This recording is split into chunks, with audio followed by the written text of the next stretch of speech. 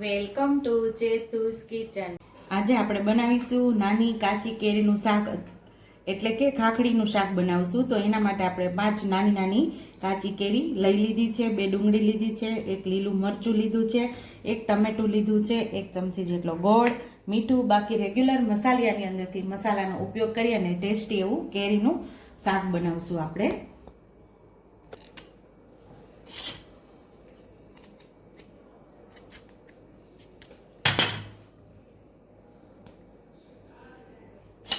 તો આવી રીતે જે કોડીનો ભાગ હોય, કોડી એટલે કે જે ઉપરથી પડી હોય અને જે કોડી પડી જાય એનો ભાગ હોય એ કાઢી નાખવાનો અને આવી લાંબી લાંબી ચિપ્સની અંદર કેરીને આપણે સુધારી લઈશું।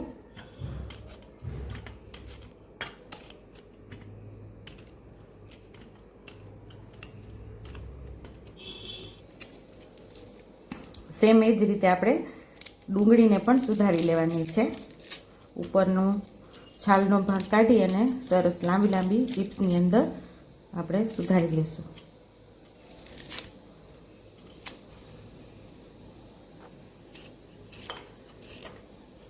ડુંગળી પણ સેમ એ જ રીતે પાતળી પાતળી લાંબી લાંબી સુધારી લેવાની છે આપણે। અહીંયા આપણે કેરી સુધારી લીધી છે, અહીંયા ડુંગળી પણ સુધારી લીધી, લીલું મરચું અને અહીંયા આપણે 1 ટમેટું સુધારી લીધું છે। હવે આપણે આનો વઘાર કરશું।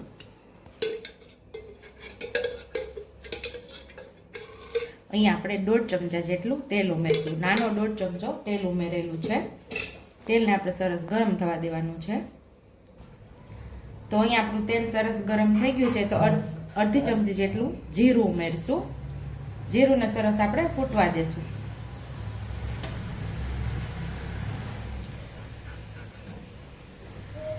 જીરું સરસ આપણું તતડી જાય પછી થોડી હિંગ ઉમેરશું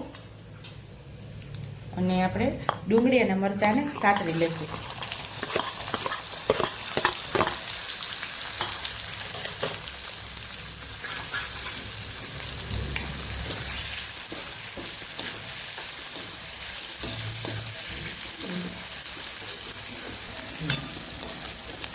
તો અહીંયા થોડી આપણી ડુંગળી સતળાઈ જાય પછી આપણે તરત એમાં કેરી ઉમેરી દઈશું।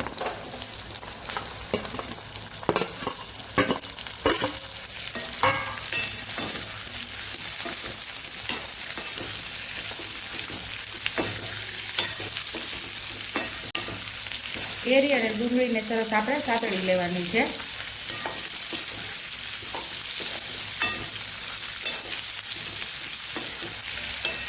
અત્યારે બજારમાં કેરીની ખૂબ સિઝન છે એટલે કેરી ખૂબ જ બજારમાં આવે છે, નાની મોટી બધી તમને બજારમાં મળી રહેશે। એકવાર તમે પણ ટ્રાય કરજો, આ ખાખડીનું શાક કેવું મસ્ત એવું લાગે છે। અહીંયા આપણી થોડી કેરી સતળાઈ ગઈ છે, તો ટમેટું પણ હવે ઉમેરી દઈશું, એને પણ થોડું સાતળી લઈશું। હવે બધા આપણે મસાલા પણ કરી લઈશું। અહીંયા બધા મસાલા આપણે ઉમેરી દેવાના છે। સ્વાદ મુજબ આપણે મીઠું નાખી દઈશું,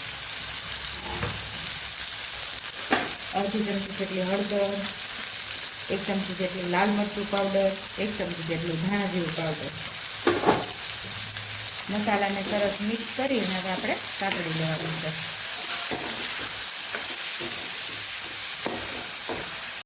થોડું પાણી ઉમેરીને થોડું પાકવા દેશું આપણે।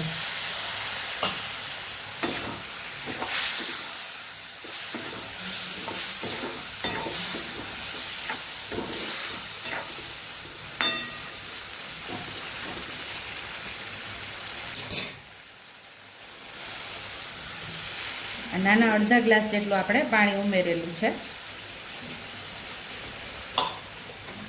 અહીંયા જે પાણી ઉમેર્યું તો એ બળવા લાગ્યું છે અને સાવ ધીમા ગેસ ઉપર આપણે આ શાકને પકાવેલું છે। તો 1 ચમચી જેટલો ગોળ લીધેલો એ આપણે અહીંયા ઉમેરી દેવાનો છે। ઉમેરીને સરસ આપણે મિક્સ કરી દઈશું।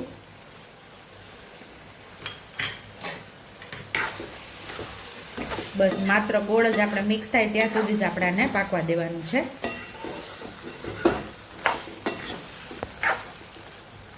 અહીં આપણે ગેસ ફાસ્ટ કરી દીધો છે અને ગોળ સરસ એવો મિક્સ થઈ ગયો છે આપણે શાકની સાથે। તો આપણે થોડા લીલા ધાણા ઉમેરીને મિક્સ કરી દઈશું।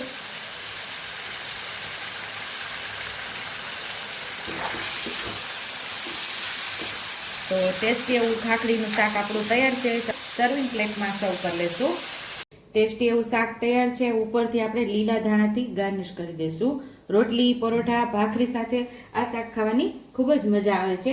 જો તમને મારી રેસીપી પસંદ આવી હોય તો મારી રેસીપીને લાઈક કરજો, શેર કરજો, સબસ્ક્રાઇબ કરજો, બેલ આઇકોનને દબાવતા ભૂલતા નહીં અને કમેન્ટ બોક્સમાં કમેન્ટ કરજો કે મારી રેસીપી કેવી લાગી. તો આવજો.